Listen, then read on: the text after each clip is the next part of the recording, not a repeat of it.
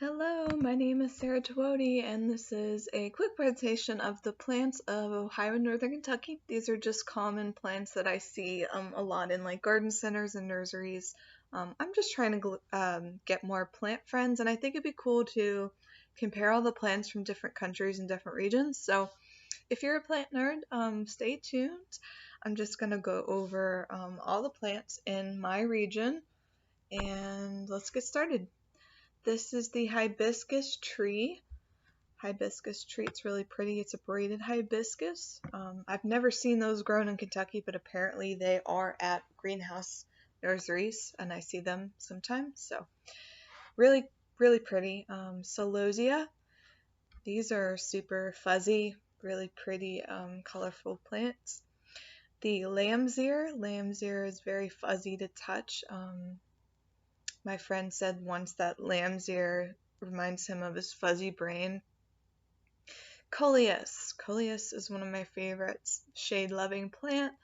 I call them the watermelon plant because a lot of times they have that watermelon color. This is Speedwell. Speedwell is kind of like salvia. Very pretty plant. Snapdragon. Snapdragons are pretty cool. They also are resistant to deers, is what I've heard. I don't know if that works. These are indoor orchids. Surprisingly, you can grow them if you have humidity. Hostas. These are shade-loving plants. Very versatile, easy to take care of. I love hostas. Lantana. Lantana I call the fiesta plant because it reminds you of fiesta. And here is a blue atlas cedar. Now this is something kind of rare. You don't see this a lot. A lot of people don't really know about it, but it's just really cool, twisty looking plant that I like. Air plants, they're pretty cool. You can keep them indoors and you just mist them with a mister. Little droplets of water is all it needs. These are bleeding hearts for my lovers out there. Black-eyed Susans, and for my goth people, black dahlias. Baby's breath is commonly in florist arrangements. Begonias, those are really good shade plants. Butterfly bushes, if you want a lot of butterflies all over the place. I used to work at Lowe's and they were all over the place. Pansies always remind me of Alice in Wonderland, that one scene with all the flowers and that sassy pansy. That's a really popular plant too. Calabrocha is just really colorful, lots of pop of color. Coreopsis, you've got that middle center ring.